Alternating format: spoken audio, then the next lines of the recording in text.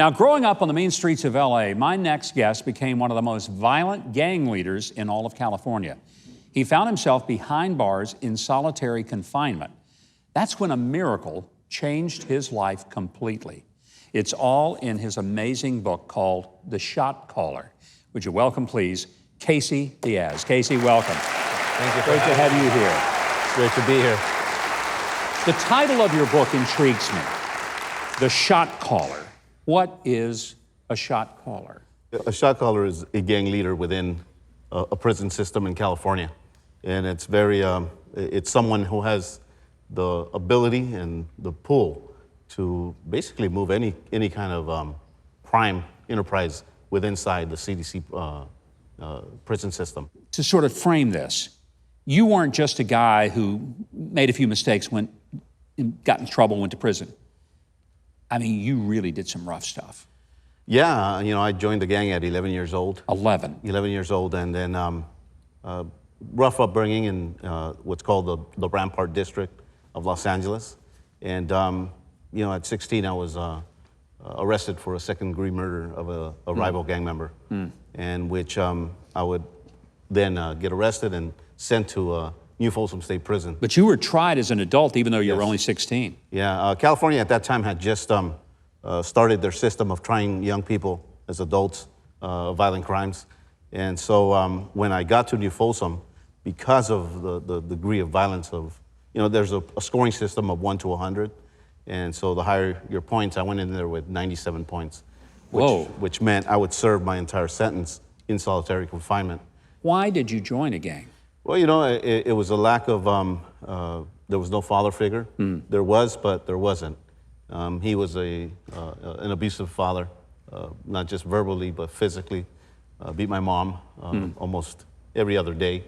And my mom was a seamstress, worked, from 4 in the morning, 10 at night. So there was no, supervision with me. And so the streets, gave me a false sense of family. And that was the beginning of many bad decisions. Man, thinking about that on Father's Day, when so many kids across this country don't know who their fathers are, some of them really don't have a great relationship with their father, and you're reminding us once again that dads matter. Yes. They really matter. Yeah, it's the role of a father is so important. I have 3 kids now. I got 2 that are going, one that just finished her first year in college at a Christian university, and my second one is going to Biola. That's beautiful. Yeah. Well, obviously something pretty dramatic happened between going to Folsom at 16, getting a score of 97 as one of the baddest dudes in the system, and you're sitting here talking to me. What happened in your life that transformed you, and now you've got children, going to college, a whole different life? What happened? Solitary, let me paint a picture of solitary for you. You're in there with a pair of boxer shorts, white boxer shorts, T-shirt, a blanket, and roll of toilet paper, and they tell you, make it last. You're there by yourself. There's absolutely nothing in there but your thoughts. And, there's times when it's quiet, and there's times when it's loud and noisy. But if you look at a parking space, it's about 8 feet by 10 feet. You could barely, stretch out your hands, your arms, and you're in there, and there's moments where desperation hits because we're in there 23 hours out of the day. And till this day, and I've been born again for quite a long time, you'll never forget the screams and the solitude that really takes over a man's life in there. And there's nowhere to hang yourself. There's nothing that you could do. And one of the things that I'll never forget is we all knew when somebody wanted to end their life there, and what they would do is run from the end of the cell and head first against prison metal in hopes that they would break their necks. And those sounds, they stay with you. And but in this cell, this little Baptist church came once a month for just a few minutes, and a lady by the name of Frances Proctor approached my cell. She was discouraged initially to approach my cell by the guards, and finally they gave her permission to do that. And she came in there, she approached my cell, and we talked for a little bit, and I didn't want nothing to do with what she was offering. She was offering Jesus, a Bible study, and some stuff like that, and I just refused it. And she said something to me very colorful while I was in there. She said, Darwin, she said, this is my birth name. She says, I'm going to pray for you, and Jesus is going to use you. And she did that for a year and 6 months. She dedicated her life to interceding for my life, and had an experience in which I share very vividly in the book of how I came to Christ. And it was, it changed my heart, it changed my life. Immediately I had to step down from my leadership at New Folsom State Prison as a shot caller, and a hit was placed in my life. Wow. Somebody else was calling the shots, and they were calling them on you.